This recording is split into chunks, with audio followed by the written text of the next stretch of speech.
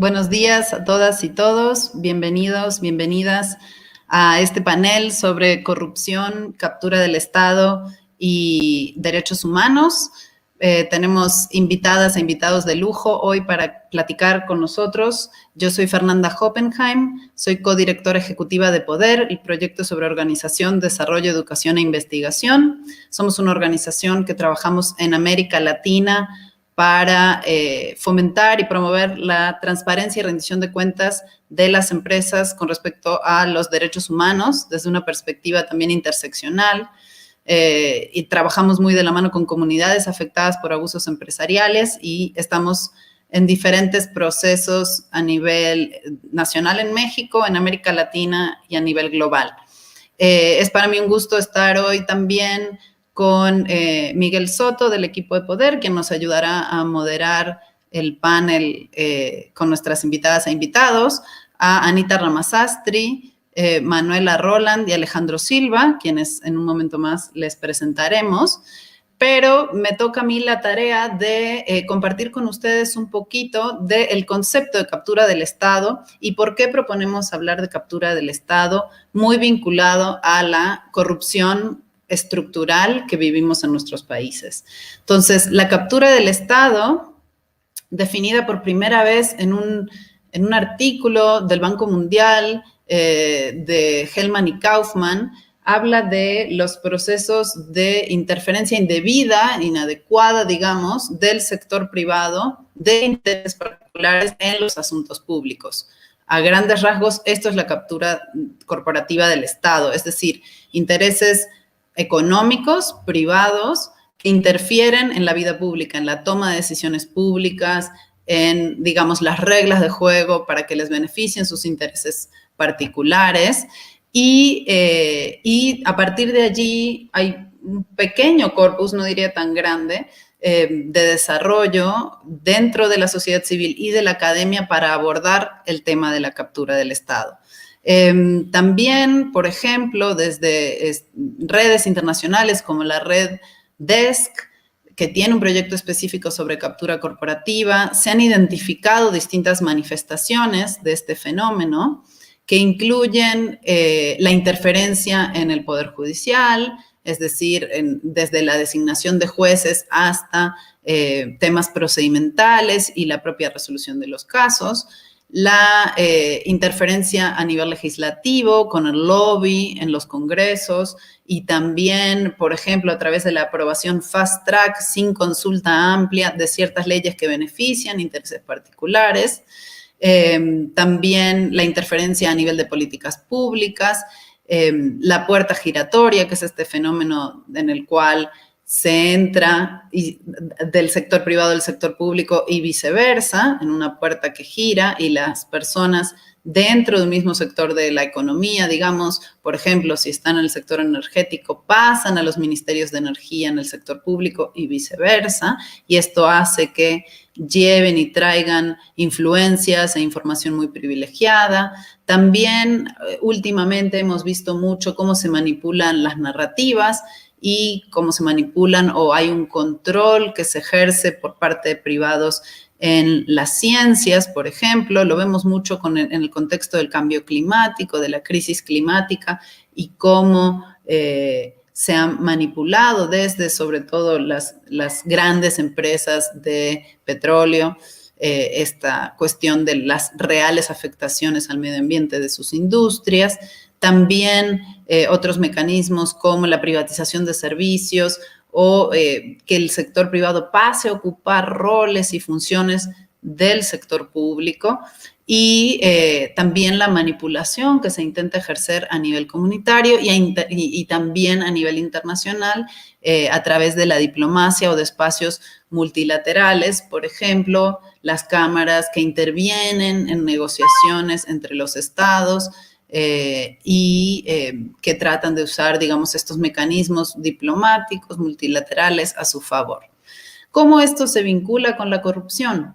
Desde nuestra perspectiva, la corrupción no es solamente el fenómeno de lo que en México le llamamos coloquialmente la mordida, es decir, el dar un dinero el corromper con dinero a los políticos para que den un permiso de obra, para que hagan una ley de tal o cual manera, etcétera, o financiar campañas políticas, eso es muy importante, sino que lo vemos como un fenómeno estructural y una manifestación de esta captura del Estado, también muy arraigada con la enorme impunidad que impera en muchos de nuestros países en América Latina. Entonces, la corrupción no es un problema de los gobiernos. Durante mucho tiempo se ha etiquetado como un problema que sucede a nivel de los funcionarios públicos, como en una especie de vacío, ¿no? Esto no es así. Esto atiende a dinámicas sistémicas, como la captura del Estado, como el capitalismo de cuates, usando un término otra vez mexicano, o de amigos y amigas, que tiene que ver con justamente cuando los políticos benefician a sus compadres y comadres a través de contratos públicos, de concesiones, de privatizaciones, etcétera. Y también, como decía, vinculado a la impunidad. Hay una impunidad enorme del sector privado en su actuar, eso todavía lo vemos, si bien ha habido avances regulatorios, también hay una opacidad muy grande y el tema de la transparencia hay que subrayarlo, es muy importante. Y definitivamente otra cuestión vinculada a la transparencia es el tema de acceso a la información, cómo de alguna manera se bloquea el acceso a información clave para que las comunidades, por ejemplo, y la ciudadanía en general puedan defender los derechos y exigir rendición de cuentas de estos actores. Entonces, lo que abordaremos a continuación en el panel tiene que ver con cómo se puede abordar estas cuestiones estructurales desde la agenda de empresas y derechos humanos, ¿no? Y esta es la materia de las cuales nos van a estar hablando nuestras excelentes panelistas. Simplemente enfatizaré que entender los fenómenos desde la captura del Estado, desde esta corrupción estructural, que otra vez va más allá de las transferencias económicas eventuales que puede haber, que son además ilegales. La corrupción como tal, cuando hay dinero involucrado, está tipificada. Sin embargo, los procesos de captura o interferencia indebida de los intereses privados en la vida pública se pueden manifestar de formas que no son necesariamente ilegales. Y esto es muy importante. Entender estos fenómenos desde nuestra perspectiva nos va a permitir trabajar en estrategias mucho más efectivas para desmantelar esa impunidad, esa arquitectura de la impunidad de la que hablamos en muchos espacios con colegas de otras organizaciones y movimientos sociales, que permite a las empresas, al capital, al sistema financiero comportarse de una manera que no tiene consecuencias. Y para ello necesitamos pensar en, por ejemplo, organismos autónomos de control que estén fortalecidos, en medidas obligatorias internacionales, de las cuales nuestras colegas nos hablarán más también en un momento, y de alguna manera en que se logre esta separación entre el capital y el Estado. Así como hablábamos hace 150 años en algunos países, o 100 o menos, en algunos casos, de la separación entre la Iglesia y el Estado, ¿no? Y el Estado laico, pues ahora, de alguna manera, haciendo esa analogía, necesitamos pensar cómo separar el Estado de los intereses privados, corporativos, financieros, para comenzar a generar grietas en esos procesos de captura que nos permitan de alguna manera salvaguardar nuestras democracias, fortalecer a nuestros estados como sujeto garante, ¿no? Como sujetos obligados de garantizar nuestros derechos humanos y también con el fin de desarticular este enorme poder corporativo que se ha ido concentrando cada vez más en los procesos de globalización y que ahora con la crisis por COVID-19, por la pandemia, que no nos permite estar en el mismo salón, pero que a la vez nos permite dialogar con más personas en línea, que si hubiéramos hecho este foro en vivo, nos está exhibiendo. Justo el día de ayer, Oxfam Internacional publicó un informe bien interesante que les recomiendo mucho sobre poder, beneficios y la pandemia, Power, Profits and Pandemic se llama. Creo que por el momento está solo en inglés, al menos así encontré yo. que habla de que mientras en estos 6 meses desde la declaración de la pandemia, hoy se cumplen 6 meses desde que la Organización Mundial de la Salud declaró esta epidemia como una pandemia, es decir, una epidemia global, se han perdido 400 millones de empleos, a la vez que las 32 empresas que más ganancias tienen en el mundo, el top 32 de empresas, se espera que acumulen al final de 2020 $109,000 millones más. Es decir, que haya un crecimiento muy grande de todas maneras mientras hay una contracción económica global de estas empresas. Y esas empresas, al acumular esa cantidad de capital, acumulan muchísimo poder y pueden entonces estar involucradas de alguna u otra forma en estos procesos de captura, interviniendo en nuestra vida pública.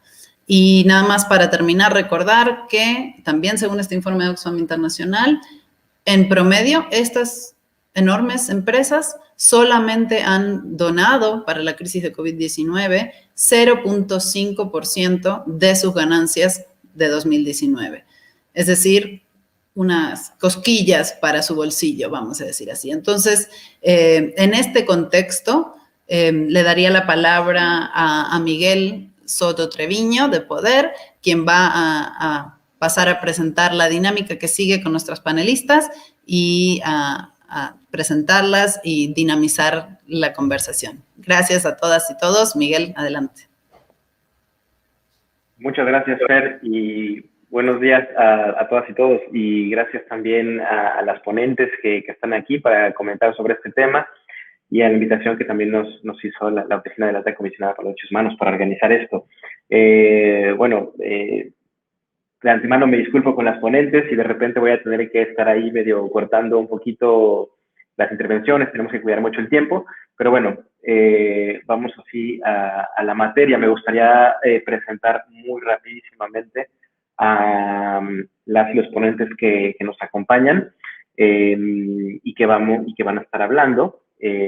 Primero tenemos, está con nosotros Alejandro Silva Reina, de Perú Equidad. Alejandro es abogado por la Universidad de San Martín de Porres, con Magíster Europeo en Ayuda Internacional, humanitaria por la Universidad de Deusto Bilbao, diplomado en Estudios de Posgrado en Derechos Humanos en la Pontificia Universidad Católica del Perú. Entre otras cosas, tiene estudios de especialización en anticorrupción por el Banco Mundial y se ha desempeñado como asesor del despacho de Alcaldía de Derechos Humanos. También ha sido secretario ejecutivo adjunto de la Coordinadora Nacional de Derechos Humanos, cofundador y miembro de Perú Equidad, programa de Empresas de Derechos Humanos, y es consultor en temas de derechos humanos y democracia para el programa de las Naciones Unidas para el Desarrollo. Alejandro va a estar abriendo este panel en un momentito más, y aprovecho también para explicar la dinámica para quienes nos están siguiendo. Cada una de los panelistas y los panelistas van a tener 6 minutos aproximadamente para presentar el tema. Después vamos a abrir una pequeña, vamos a lanzar algunas preguntas muy específicas a cada una de los panelistas. Tendrán aproximadamente 5 minutos para responder. Y después también estamos revisando el chat del público, donde podrán ver también donde nosotros vamos a poder ver las preguntas que están ahí para este bloque de preguntas y respuestas con el público de 20 minutos, y después Fernanda estará haciendo un cierre.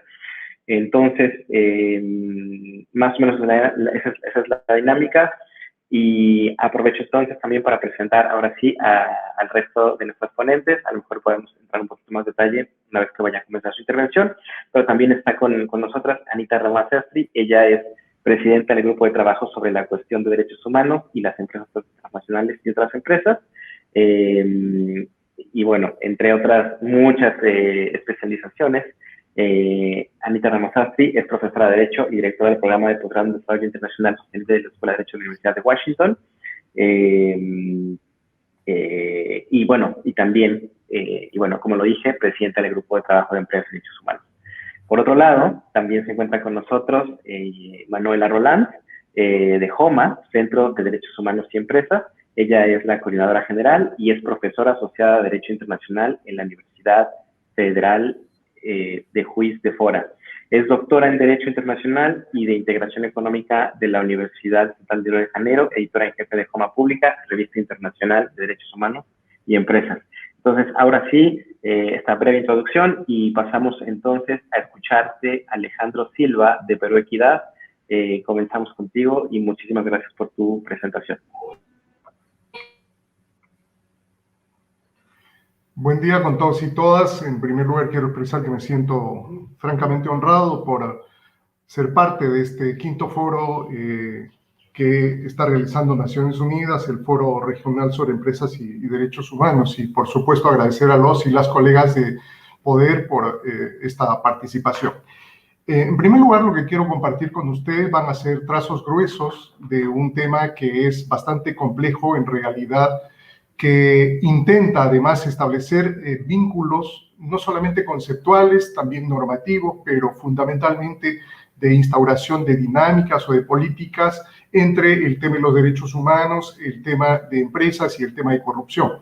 Esta relación no está, como bien yo lo he señalado de manera absolutamente explícita y clara, Fernanda, no está totalmente desarrollado. Es más, hay grandes áreas, hay grandes lagunas, todavía hay grandes retos que enfrentar para abordar de manera eficiente este asunto.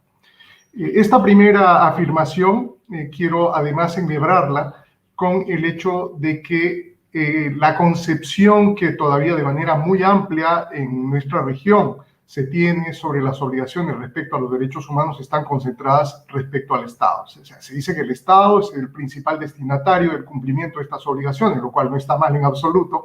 El concepto de empresas que asumen obligaciones de derechos humanos es relativamente reciente, digámoslo así, en el tratamiento normativo, es decir, desde los principios de Ruggie, principios rectores, podríamos estar empezando a hablar ya de pasos en firme que se empiezan a dar respecto a esta materia, digámoslo así. Pero por otro lado, respecto al tema de corrupción, vemos que ha tenido una suerte de desarrollo en paralelo en el sistema de Naciones Unidas. Recordemos la Convención sobre el Crimen Organizado de Naciones Unidas que dio la luz en el año 2000.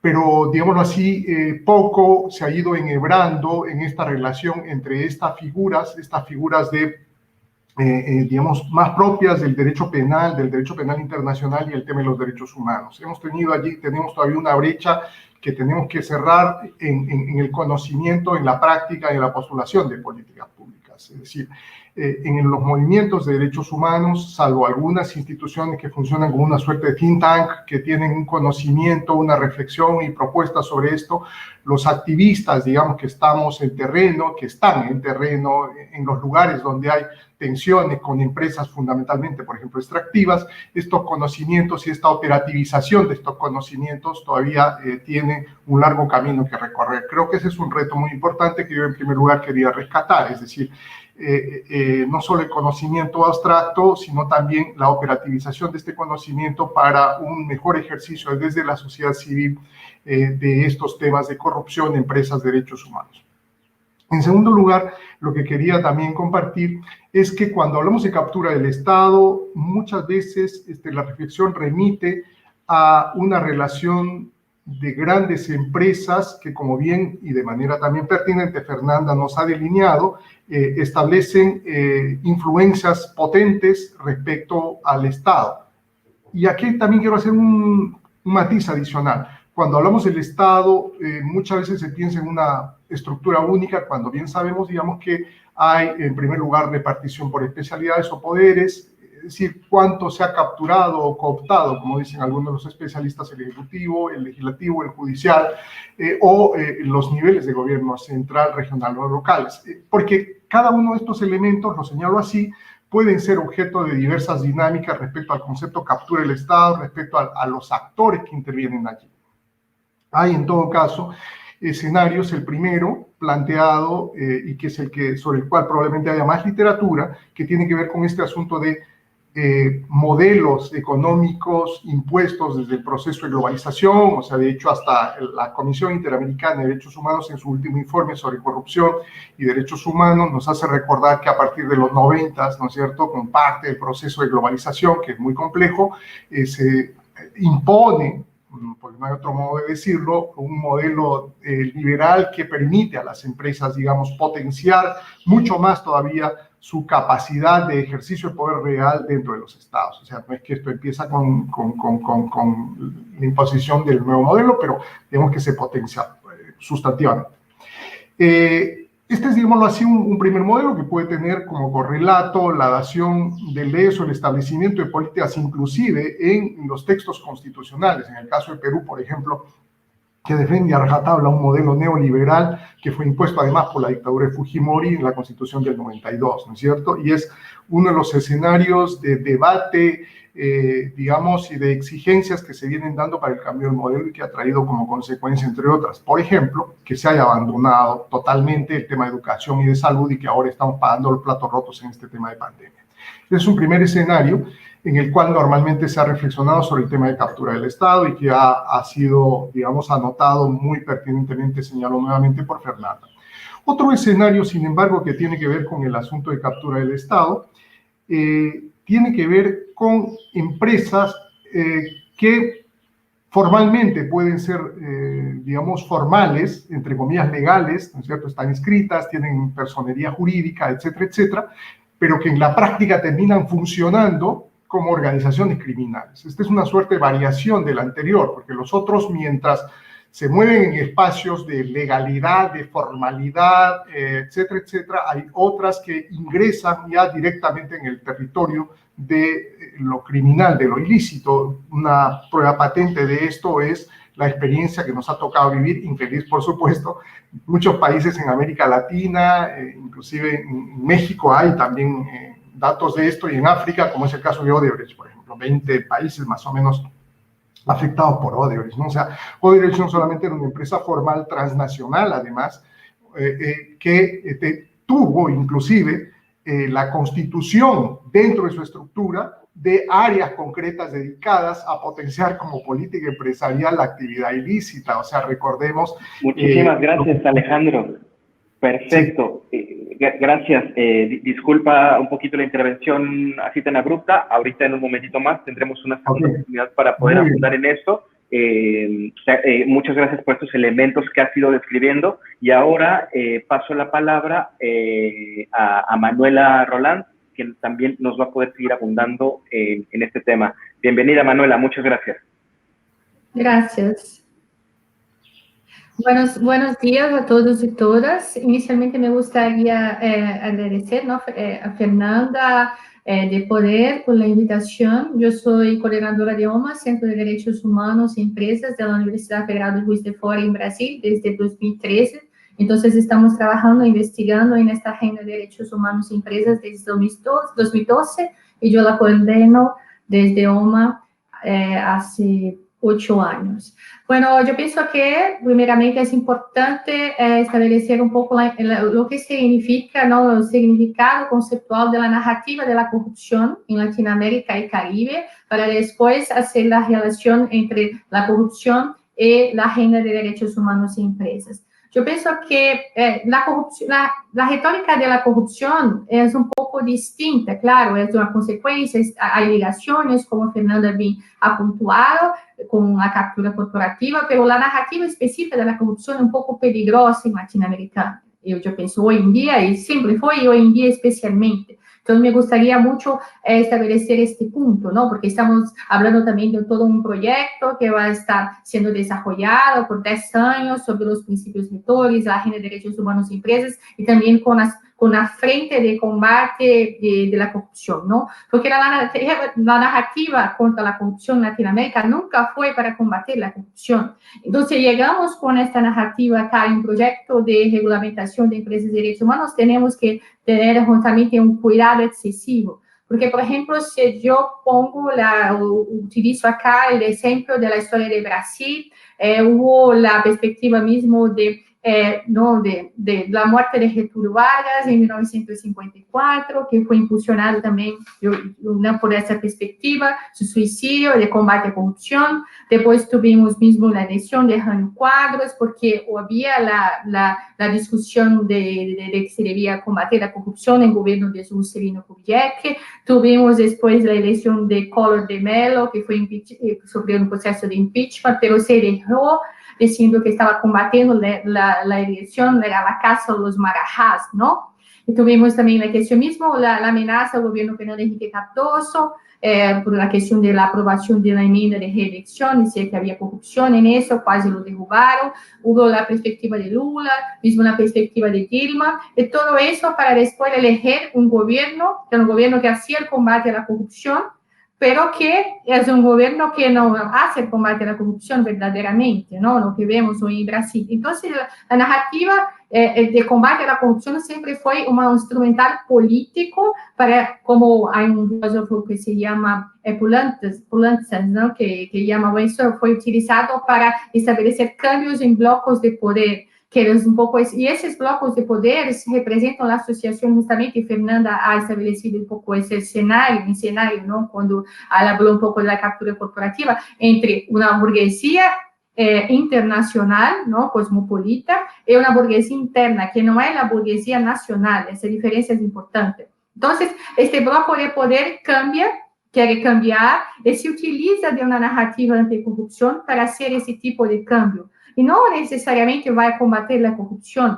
porque lo que va a hacer, y puede ser una consecuencia difícil incluso para los derechos humanos, es tornar el Estado más débil, debilitar el Estado, ¿no? Que va a traer más, normalmente, en términos contextuales, porque esta burguesía cosmopolita también está con una agenda neoliberal, traer una perspectiva económica de debilitación del Estado. Como acá en Brasil vemos eso, ¿no?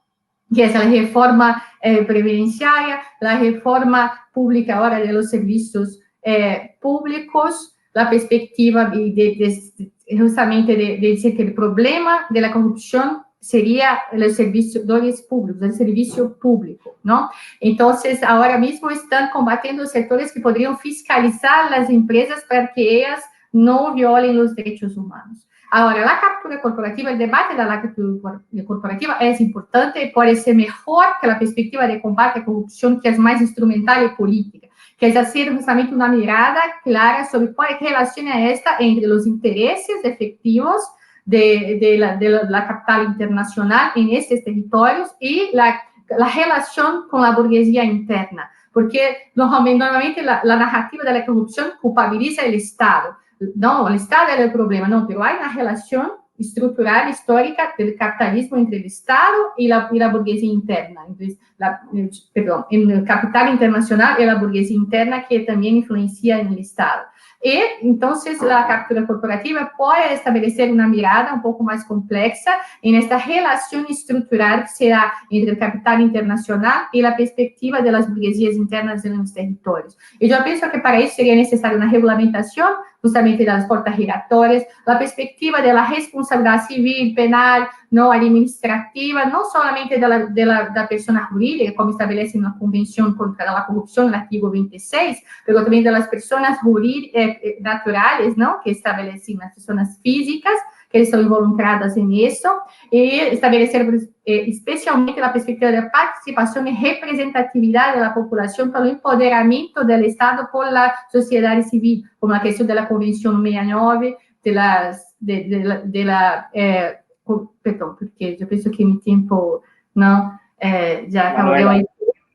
Entonces, me gustaría poner inicio. Perdón por el tiempo. Gracias, Manuela, no hay problema. Ahora en el segundo bloque aprovechamos para abundar en algunas de esas cosas con las preguntas que les vamos a ir mandando. Gracias por ir describiendo también estos elementos. Y entonces doy la palabra a la presidenta del Grupo de Trabajo de Empresas y Derechos Humanos, Anita Ramazastri. Gracias, Anita, y bienvenida, y tienes el micrófono ahora. Thanks. Good morning. I apologize. I will speak in English today. Thank you very much, Miguel. Thank you for the invitation to join you for this important panel. I am the chair of the UN Working Group on Business and Human Rights. We presented a report on business and human rights and corruption to the Human Rights Council this past June, and I lead our work on business and human rights.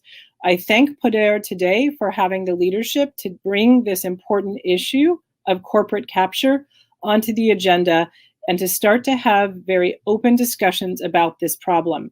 Let me begin by saying that for many years, when we talk about corruption, we have focused on what is more clearly illegal, which is bribery. If a company pays a bribe, even if it's difficult to deal with, and even if we have many problems there, we have a greater agreement that this is something that is wrong and something we need to stop and prevent through use of legislation and enforcement of anti-corruption laws. Corporate capture, as you've heard from our other two panelists, is more complicated because it is something that involves the way in which business and government or the state, both the parliament or legislature, as well as agencies or departments, interact with one another in a way that harms the rights of people and citizens. And these are areas that are in what I call gray zones, where the law may be silent and the actions may be legal because no one has actually said they can't be done. But the impact of these acts and the concentration of power between business and government can really have very harmful effects. And this is what our report starts to suggest.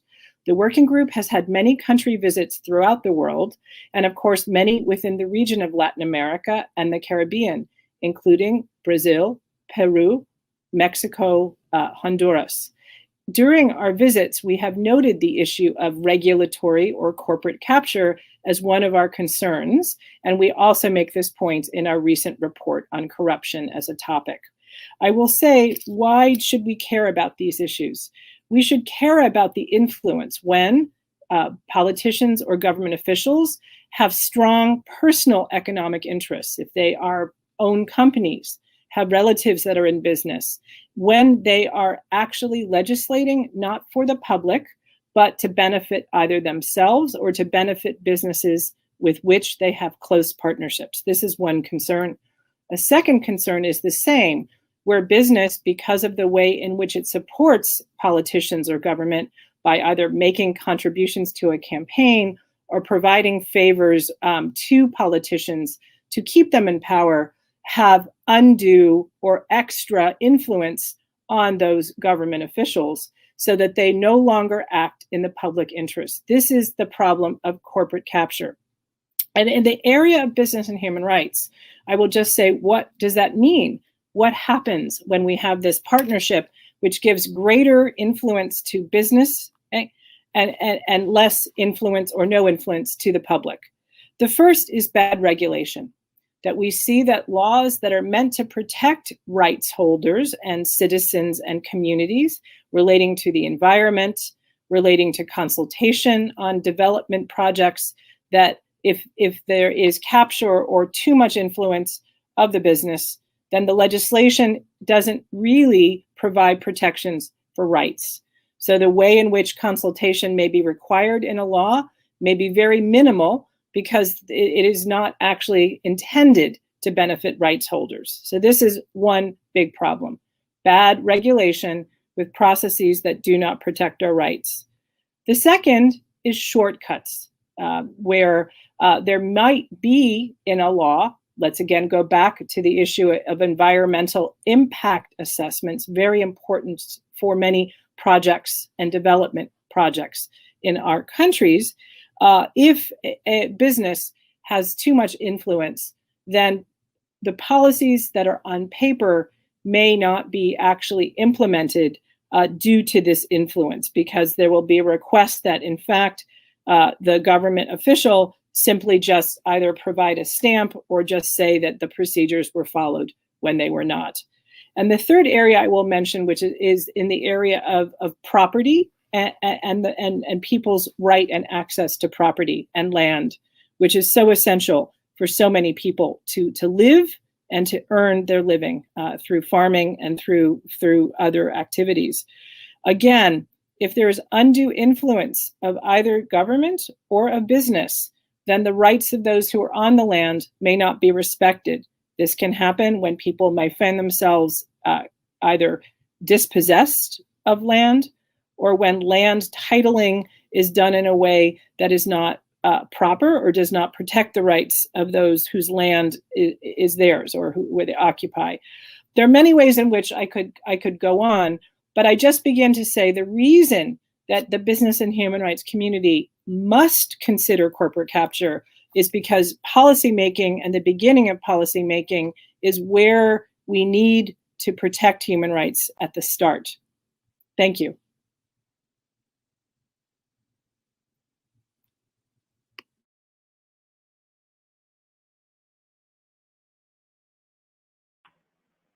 Thank you very much, Anita. Muchísimas gracias por esta contribución, por describir los elementos que vienen en este informe y en el reporte que acaba de presentar justo el grupo de trabajo sobre empresas y derechos humanos. Ahora me gustaría pasar la siguiente fase de este panel. Tenemos algunas preguntas que nos gustaría lanzar a algunos de ustedes y nada, recordar, tenemos 4 minutos para responder aproximadamente estas preguntas. Vamos cuidando muchísimo el tiempo y una disculpa de antemano nuevamente por eso. Y me gustaría preguntar entonces primero a Alejandro, perdona, a Anita. Anita, me gustaría lanzar la primera pregunta a ti. ¿Cómo se vincula, cómo se puede vincular la captura del Estado y la corrupción estructural con los abusos de los derechos humanos y el desempeño deficiente de nuestros estados como garantes de derechos? Hay elementos clave en la agenda de Business and Human Rights para poder hacer frente a esto, y si nos permites una pregunta más, si hay ejemplos concretos que nos podrías compartir que muestren estas conexiones entre las agendas anticorrupción y de empresas y derechos humanos, específicamente en América Latina. Tienes la palabra y muchas gracias.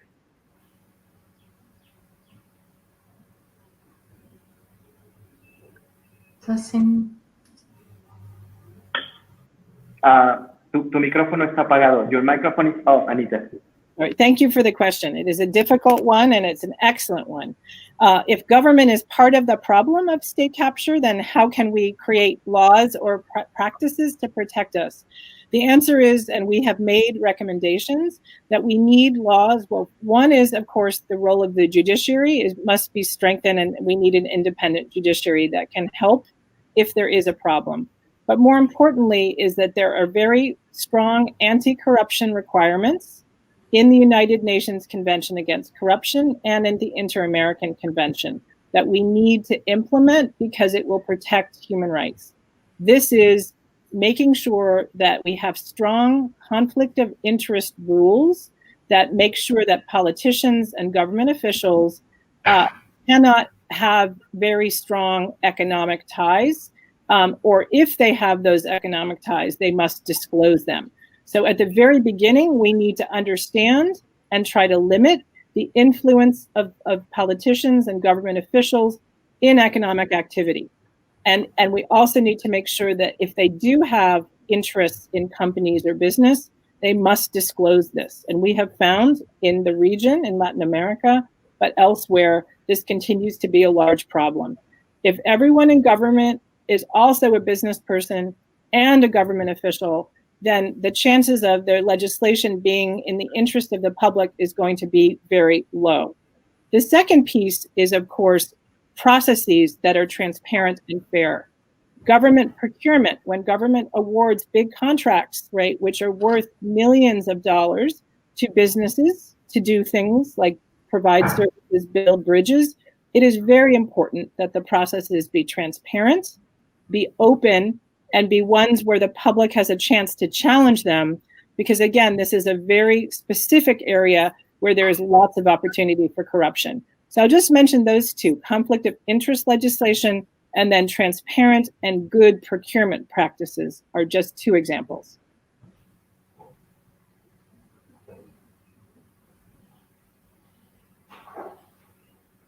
Thank you. Gracias. Muchas gracias, Anita, por la respuesta. Y entonces ahora también me gustaría hacer la pregunta a Manuela.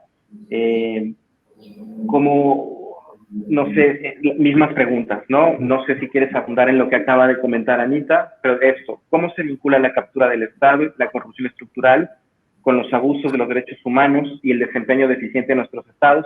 ¿Qué elementos de esta agenda de empresas y derechos humanos serían clave para combatir? Y si hay ejemplos concretos también, y también si hay algún detalle que te gustaría abundar de lo que hemos ido comentando, adelante, tienes la palabra, gracias. Gracias, Miguel.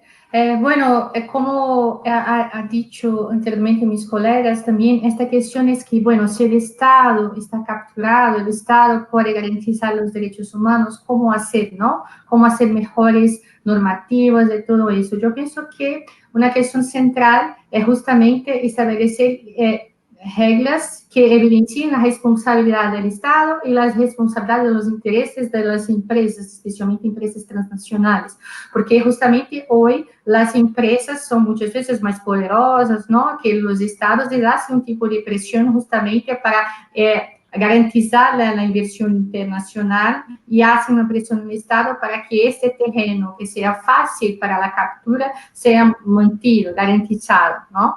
Entonces, una cosa que yo pienso que es muy importante objetivamente en esa agenda de derechos humanos y empresas es ir un poco más allá que los principios rectores y, por ejemplo, establecer obligaciones directas para las empresas transnacionales, que van a ser, obviamente, obligaciones distintas que las do Estado, pero cambiar un poco esa lógica interna y nacional del problema, de enfrentamiento del problema, ¿no? Establecer justamente, evidenciar esa lógica transnacional, porque si establecemos essas obrigações diretas para as empresas, então elas podem justamente ser responsabilizadas, incluso em outros sítios, em talvez uma dinâmica internacional, e vão estar um pouco menos,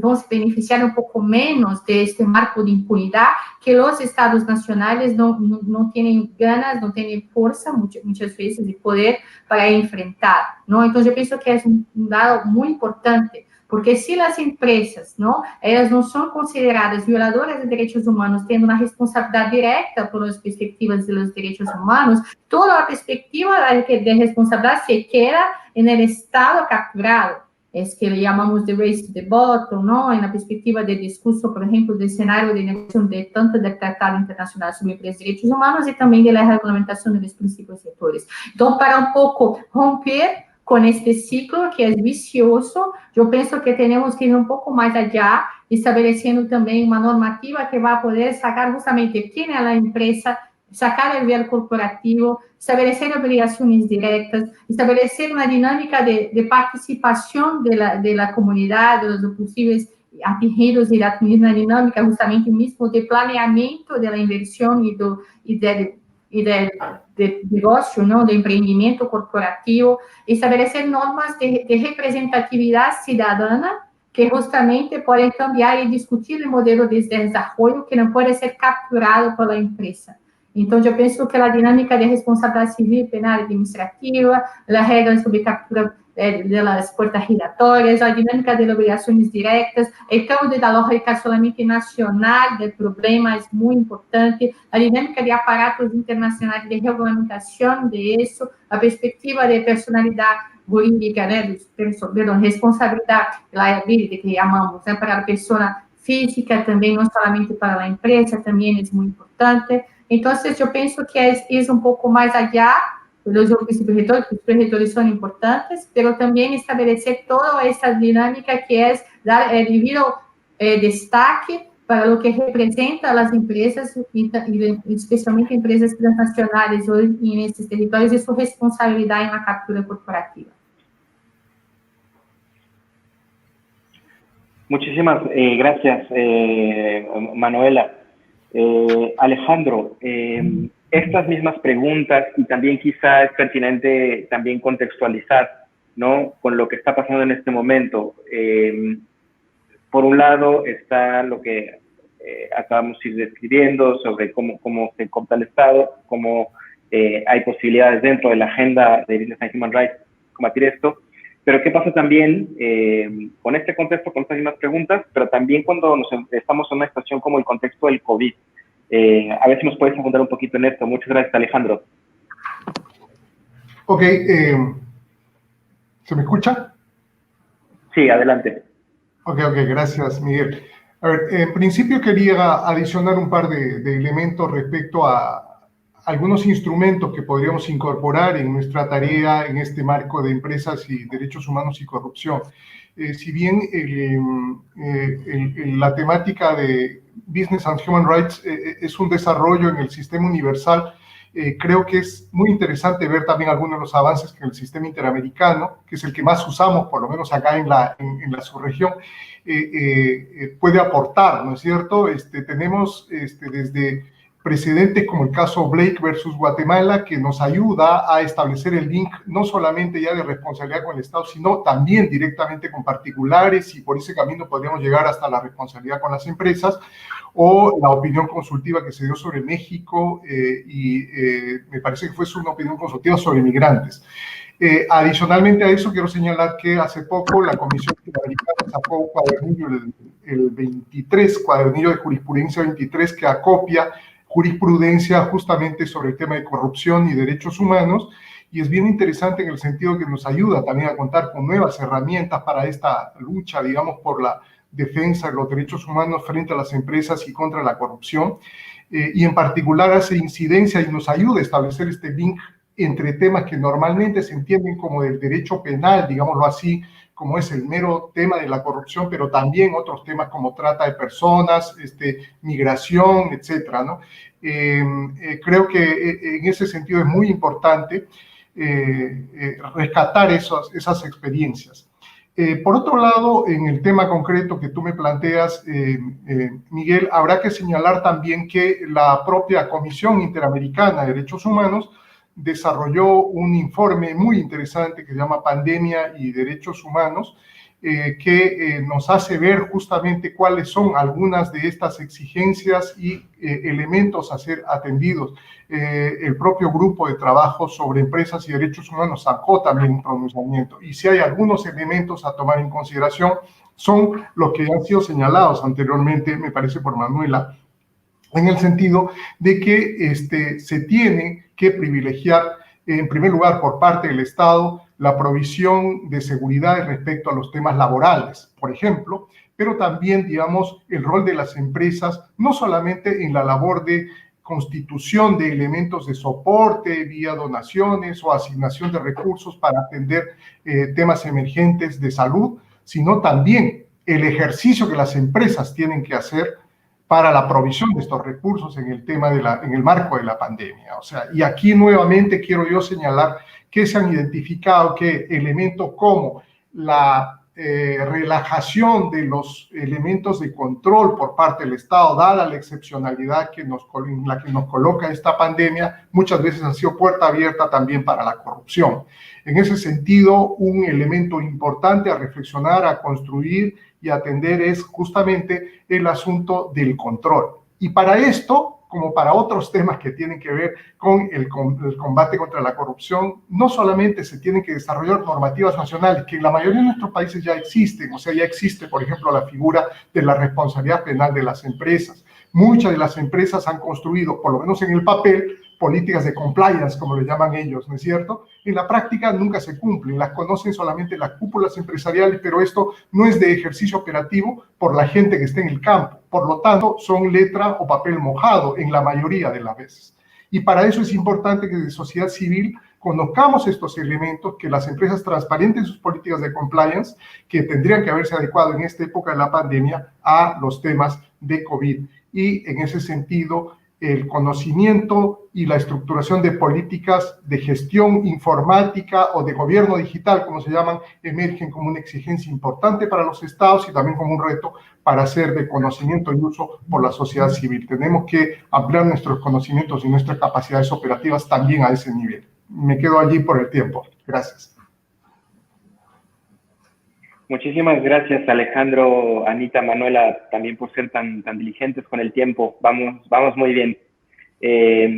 Me gustaría entonces ahora esta conversación pues ha detonado ciertas preguntas de las personas que están siguiendo esta mesa, este panel. Tenemos un par, me gustaría empezar a lanzar algunas de ellas. Quien quiera, tenemos algunas que nos han mandado dirigidas específicamente y otras también, quien quiera simplemente alza la mano y toma la palabra. Tenemos aproximadamente 20 minutos para este segmento. Tenemos la primera para Anita Ramazastri. ¿Qué pueden decir los principios rectores de Naciones Unidas acerca de la reparación de daños a las víctimas de la corrupción? Si quieres contestar primero, Anita, si alguna de las ponentes o ponente quiere complementar, adelante también. Anita, te escuchamos. Great. Thank you very much. This is, again, a question that the working group discusses in our report, so I would recommend you read that. But we are very concerned about victims of both business and human rights conduct and corruption, and they both come together. So we are really focusing on how states need to provide access to remedy, not only for a human rights abuse, but also if there is a corruption or action of corrupt act. This means finding ways for citizens who have been harmed and communities that have been harmed, when, for example, a bribe is paid, to be able to actually seek damages for the harm caused. We are seeing, for example, a case now in the United Kingdom of victims from a particular country in Africa where there was corruption in mining activity, and they are seeking a remedy using an anti-corruption law. We have seen other examples of this in other countries, and we would hope again, and we are looking at how within Latin America, this concept of using anti-corruption as a way of seeking remedy is possible, both for the harm caused by the bribe, but also for the harm caused by the later business activity that was possible because of the bribe.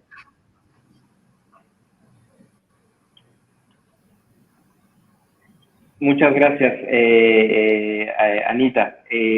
Tenemos también otra pregunta que pone para todos Magdalena García. Dice, ¿cómo se puede garantizar un mayor acceso de la ciudadanía y la sociedad civil para denunciar la corrupción y pedir investigaciones? Alguien o cualquiera que quiera, alza la mano y tiene la voz. Está Alejandro, te escuchamos y después no sé si Manuela tenías también la intención, nos dices.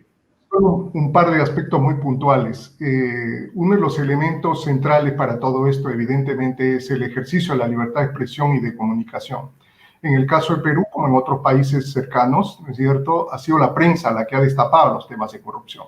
Es muy interesante, por ejemplo, estas nuevas disciplinas que surgen en el periodismo que están dando frutos muy concretos, en el sentido de que no solamente lanzan la noticia, sino que además tienen información contrastada y sólida, y para eso, vuelvo a insistir, se han echado mano a el uso, el conocimiento y el desarrollo de herramientas tecnológicas. En este universo donde las empresas legales que terminan cooptando el Estado o estas otras empresas de fachada legal, pero que actúan ilícita o criminalmente, utilizan mucho estos medios electrónicos. Entonces, un primer asunto es alianzas con plataformas periodísticas, con actores de los medios de comunicación, manejo de herramientas para la búsqueda de la información. Y por otro lado, la necesidad de exigir al Estado justamente también un gobierno abierto de datos. Son algunos de los elementos, ¿no?, que yo quería compartir. Muchísimas gracias, Alejandro. Manuela, tienes la palabra. Sí, muchas gracias. Yo pienso que ese es un otro punto complejo y que necesita justamente un avance, ¿no?, con relación a las normativas que tenemos hoy, porque en la captura de judiciario hay toda una dinámica de actividad empresarial que muchas veces está acoplada o coordinada con, por ejemplo, fuerzas paramilitares. Tenemos hoy un continente que es campeón en la mortalidad de defensores de derechos humanos, a la criminalización de los defensores. Entonces las personas muchas veces tienen miedo, tanto de estrategias judiciales como no judiciales. Entonces, yo pienso que una instancia también complementar, que sea internacional, que pueda ayudar a establecer ese tipo de apoyo, ¿no? Tanto na judicialización de estos hechos que son justamente de denuncia a la corrupción, sería muy importante, como ocurre también con los sistemas internacionales de protección de derechos humanos en general, ¿no? Estamos hablando muchas veces de prácticas criminales y de riesgos a los defensores y los atingidos y atingidas por violaciones de derechos humanos. Perfecto. Gracias, Manuela. Y bueno, y hay otra pregunta que están dirigiendo también para ti, de Cristian Blanco. Pregunta, ¿cree usted que la corrupción en América Latina ha afectado los índices de confianza en los gobiernos locales, estatales y nacionales? Y otra, aprovechando, ¿qué mecanismos de control se pueden implementar para prevenir la corrupción en las compras del Estado, en las licitaciones o concesiones públicas? Un par de preguntas que salen para ahí, van dirigidas primero para ti, Manuela, pero cualquiera que quiera añadir también después, está abierto el micrófono, alcen la mano y por aquí les vamos viendo. Bueno, yo pienso que la cuestión es un poco compleja también, como siempre, ¿no? Y dubia, porque por un lado, sí, claro, hubo en el gobierno anterior todo un rechazo a la perspectiva gubernamental con las denuncias de corrupción, ¿no? Yo pienso que la esfera política en general fue muy contestada y dice, bueno, ese espacio público y político es un espacio que está contaminado por la corrupción y necesitamos una nueva práctica política, una nueva práctica, ¿no? que sea realmente un tipo de rediseño del Estado. Pero esto es solamente una narrativa, ¿no? Es una narrativa que está siendo instrumentalizada porque justamente el otro gobierno, como siempre ocurrió históricamente, continúa con las prácticas de corrupción, pero hay un problema hoy que yo pienso que también, no sé si vamos a enfrentar más una vez, tenemos que establecer normativas más que sean realmente más modernas, que es la cuestión de la información, ¿no? A la información hoy no se da justamente por los medios tradicionales, pero hay fake news, hay una serie de mecanismos que capturan también la narrativa. Entonces, al mismo tiempo, el Estado está participando de determinadas prácticas, pero esto no se queda claro para la población. Entonces, no se condena tanto cuanto se debía a las prácticas estructurales, mas sí algunos casos que también están siendo utilizados por el poder dominante para decir, estos son los corruptos, yo no soy. Entonces, hay toda una instrumentalización de la narrativa de la corrupción que está siendo también capturada y utilizada en los medios que no son tradicionales de comunicación, incluso las fake news. Entonces, yo pienso que es un otro problema también. Bueno, algunos, como se dice, que son los enemigos del Estado, del gobierno, no del Estado, del gobierno actual, están siendo condenados contra la corrupción, el mismo denuncias contra el gobierno no se avanza. Entonces, esto está un poco siendo instrumentalizado, como yo dije, por esta narrativa de corrupción instrumental capturada también. Otra cosa, la cuestión de las compras, yo pienso que la transparencia, la participación ciudadana, la dinámica de control externo es muy importante, ¿no? Que tenga representatividad ciudadana y que no sea solamente de medios también estructurales e institucionales clásicos. Pero no tenemos que pensar en este rediseño. Gracias, Manuela. También está para Anita Ramazzassi. ¿Pueden los mecanismos de debida diligencia ayudar a reducir la corrupción? ¿Qué nos puede decir sobre los mecanismos de debida diligencia en ese sentido? So, 2 points. Thank you, Miguel. The first one is that corruption assessments, when companies are looking at risk of corruption, if the risk of corruption is high, then they need to be very careful and do a strong job with human rights due diligence. So that is my first point, that when there is a risk of corruption, there will surely be the opportunity for human rights abuses or violations. And so companies need to really be educated to link corruption to human rights due diligence. When there is corruption, human rights due diligence must take place and must take place with perhaps extra care and caution, so a higher level. The second point is the same. that when a company engages in stakeholder engagement and consultation, it may hear about corruption and risks, and this is important too. So using human rights due diligence as a tool to understand where the areas of corruption are.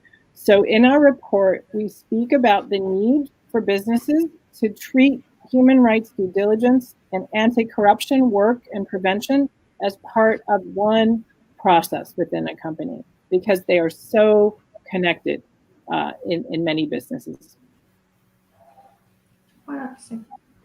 Adelante, Manuela. Sí, me gustaría hacer un comentario también. Yo pienso que esta temática de due diligence no es muy interesante y muy importante también. Yo pienso que tenemos que hacer algunas mejorías, ¿no?, en esta perspectiva conceptual de due diligence. Mismo buen comentario que hicimos con relación al tratado, ¿no?, sobre empresas de derechos humanos, el artículo 8, y Justine Nolan, especialista sobre eso, dijo el mismo, la cuestión de la inversión de la carga de la prueba, ¿no? Porque no hay, primero establecer los estándares que deben ser seguidos específicamente. ¿Cuáles son los estándares? ¿Cómo ser transparente y probar que todo fue hecho para evitar la corrupción? Y yo pienso que esto no puede ser simplemente una perspectiva autónoma de las empresas, que sigue un poco la lógica de los guiding principles, ¿no? Tenemos que hacer una perspectiva que tenga un control de la empresa externa independiente, también estableciendo incluso la inversión de la carga de la prueba. La empresa tiene que probar, ¿no?, claramente que no contribuyó en nada, incluso en toda su cadena de valor, para alguna práctica de corrupción, alguna práctica de captura de las instancias democráticas del Estado en las dinámicas territoriales. Gracias, Manuela. Sí, adelante, Alejandro. Gracias, Miguel. Bueno, la verdad la pregunta es bien interesante porque creo que nos coloca en la misma línea que Manuela señalaba. El segundo pilar de los principios es interesante como propuesta, pero en realidad en la práctica se viene revelando como un escenario en donde pueden haber no solamente discursos, sino actuaciones por parte de las empresas que o se mueven en el escenario de la ambigüedad o de la ilusión de la responsabilidad, porque claro, cuando hablamos de esta suerte de obligación que termina siendo de prevención, al final esta obligación de respeto por parte de las empresas, esto que vendría a ser una suerte de obligación de comportamiento de medios y no de resultados, puede llevar a las empresas a decir, mira, yo estoy cumpliendo con esto porque dicté políticas para que en mi empresa se cumpla el respeto de los derechos humanos, etcétera, pero bueno, se produjeron las violaciones directamente por las empresas o, por ejemplo, por la cadena de proveedores. Y aquí entro al otro escenario que por el tiempo no pude terminar en el primer segmento, y es decir, hay un caso muy concreto que a ver si nos ayuda, que ha ocurrido en Perú como corazón, pero que ha afectado a Colombia, a Ecuador, a Brasil y a Chile. El caso de Metalor, una mega empresa de compra y venta de oro en el mundo, líder en el mundo, y otras dos empresas americanas, NTR y RMC, y algunas empresas de la Arabia Saudita, de los Emiratos Árabes, que compraban oro de organizaciones criminales y empresas informales, pero que en realidad eran ilegales, en el Perú, básicamente. Y no estamos hablando de poco dinero. El Perú es el sexto productor de oro en el mundo. 150, 160 toneladas al año, más o menos, formalmente. Se ha logrado determinar que mediante la actividad ilegal de la minería se produce una cantidad similarísima de oro en el Perú. O sea, imagínense la cantidad de dinero de la que estamos hablando. Y entonces acá, Metalor y las otras empresas, Metalor básicamente, por ejemplo, señalaba que estaba tomando, que estaba evaluando todas las medidas de diligencia debida para atender que su cadena de suministros o de proveedores funcione. Años después recién tuvo que admitir que efectivamente estaba comprando, y voy a decirlo muy gruesamente, blanqueando un oro ilegal, que inclusive llegó a cotizarse, imagínense ustedes, en el London Bullion Market, que como bien sabemos es una suerte de gran bolsa mundial de la compra y venta de metales preciosos. O sea, aquí hay un asunto crucial que tendríamos que seguir reflexionando, y esto me coloca en el tercer escenario, es decir, empresas legales que se relacionan con organizaciones criminales o empresas informales que realizan acciones ilegales. O sea, hay un tema que todavía me da la impresión todavía no está siendo trabajado. A esto podríamos sumar, y con esto acabo, que muchas de estas empresas, además, en escenarios de extracción ilegal de oro, de tala de madera, también incursionan en otro tipo de actividades de grave vulneración de derechos humanos, como trata de personas y otras actividades criminales como narcotráfico, etc. O sea, entonces hay un link que me parece todavía tenemos que seguir explorando y también tenemos que incorporar como parte de nuestra agenda como defensores y defensoras de derechos humanos. Gracias. Gracias, Alejandro. Anita, ¿tú querías añadir algo en este sentido? Yeah. No, I think Alejandro's points are excellent and very important and bring us back to the theme of the panel. The larger problem we have is that we don't necessarily have trust in companies or government. And if from the beginning we don't have trust and we don't have fair processes, then human rights due diligence does not solve the problem. So I agree with Alejandro. I was answering the question in a more simple, narrow fashion to say that when we have home states where these multinationals are, and when we have some multinationals that may behave more responsibly, they have a responsibility to understand that corruption has strong human rights impacts, and they need to use due diligence as part of a process to deal with it. But they also need to be subject to remedy and accountability mechanisms too. So due diligence without remedy and accountability is not going to be meaningful. So I agree with Alejandro that just saying doing your due diligence is okay is not acceptable. It's not an answer. And more importantly, we step back to today's topic, which is we must address the large relationship between the state and companies if we are going to make any difference with respect to these challenges. So thank you, Alejandro, for your points. Gracias, Anita. Thank you very much, Anita. There's one more question, Anita, for you. There's otra pregunta para ti, Anita.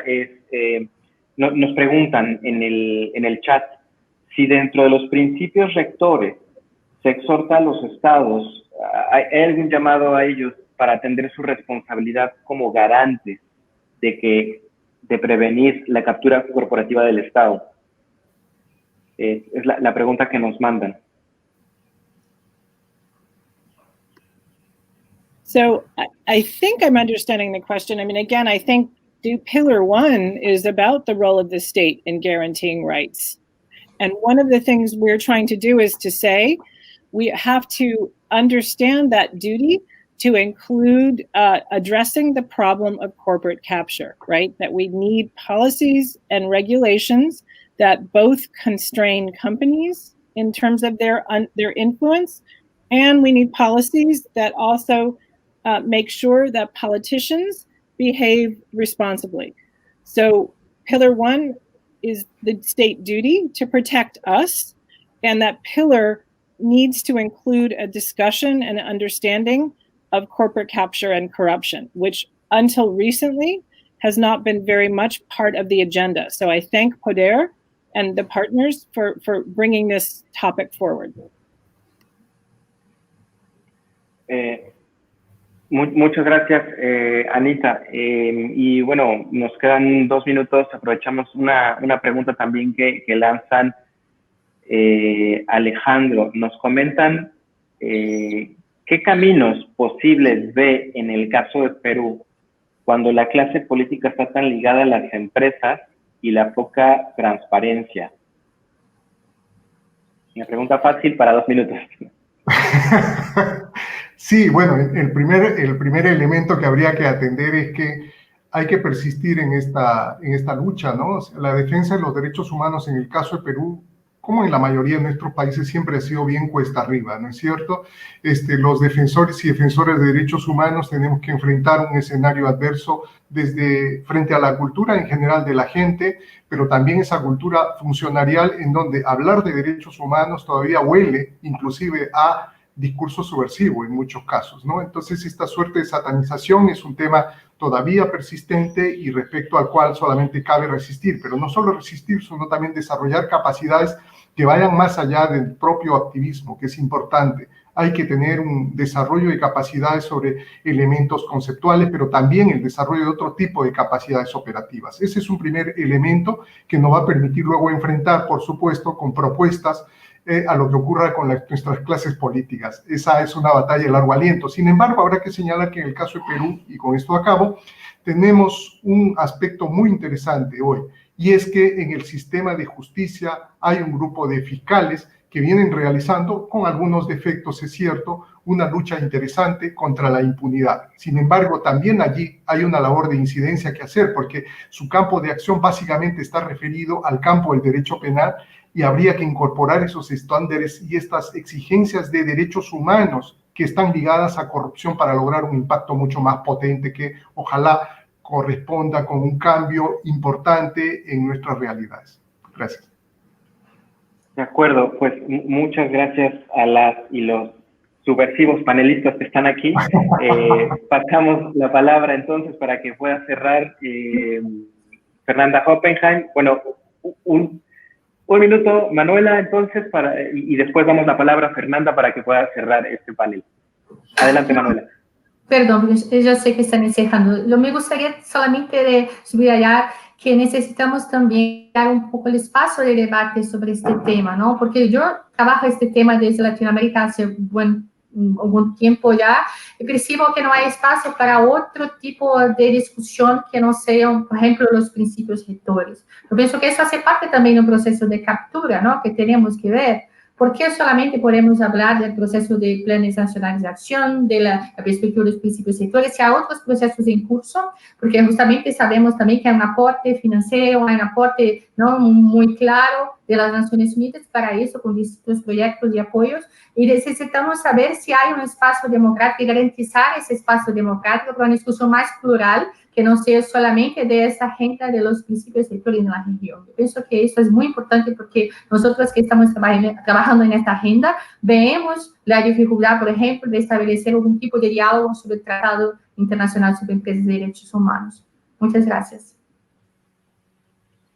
Muchas gracias, Manuela. Gracias a todas. Paso la palabra a Fernanda para que nos pueda dar unas palabras de cierre y conclusión. Gracias a todos.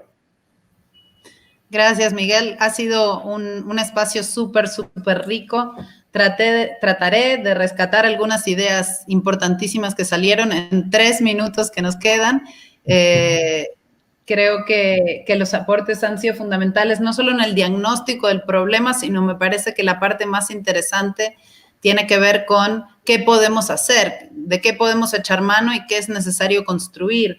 Algunas de las cosas que salieron señalan, por ejemplo, el rol del Poder Judicial, la importancia de que tengamos un Poder Judicial independiente que realmente haga su trabajo y que esta separación de poderes sea verdaderamente efectiva para poder intervenir también en estos procesos de captura y de corrupción. También el uso de elementos de las convenciones anticorrupción, el desarrollo de reglas sobre conflictos de interés que permitan limitar estos vínculos que tienen muchas veces los funcionarios públicos con el sector privado o con intereses económicos. También hablamos de las compras públicas o la procuración, ¿no?, pública de bienes y servicios y cómo se pueden poner candados allí para evitar estos procesos de corrupción.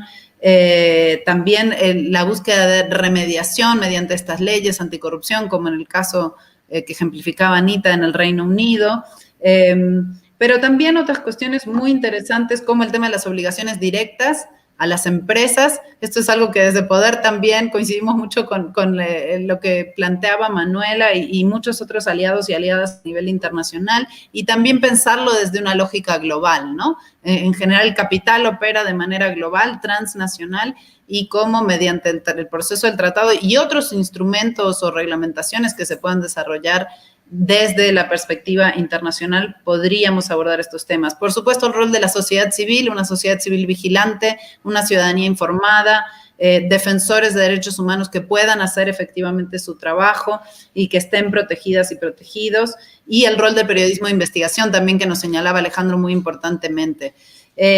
Finalmente, no excluir del análisis toda la parte de los negocios ilícitos, ¿no? Las organizaciones criminales, el crimen organizado, las organizaciones paramilitares, que tienen un rol clave también en estos procesos de captura y que están protegiendo intereses económicos muy grandes, privados, en contra o en detrimento del interés público. Creo que eso es muy interesante. y que incluye también esta parte de la seguridad para las personas defensoras de derechos humanos. Finalmente, un elemento sobre las narrativas, creo que también es bien interesante. Nuestras democracias en América Latina están muy polarizadas, y eso, por ejemplo, lo vemos en Brasil, lo vemos en Perú, lo vemos en México, lo vemos en Colombia, ¿no? Y este discurso de los buenos y los malos y perseguir solamente los delitos de los otros que no están en el gobierno, etcétera, es muy dañino, y también tenemos que estar muy atentas a toda esta captura de las narrativas y a generar estos espacios de debate. Para nosotras este es un tema clave. Y ojalá podamos seguirlo discutiendo. Creo que no lo discutimos probablemente lo suficiente desde la perspectiva de la corrupción estructural, y bueno, les agradezco muchísimo a quienes nos han escuchado del otro lado pacientemente, y a todas sus intervenciones, Manuel, Alejandro, Anita, y muchas gracias, Miguel, por tu facilitación, y esperamos seguir estas conversaciones y seguir tratando de encontrar estos puntos de quiebre para fracturar los procesos de captura y corrupción estructural en la región. Así que muchísimas gracias a todas y todos, y que tengan un bonito día del lado del mundo en el que se encuentren. Muchas gracias. Gracias. Gracias.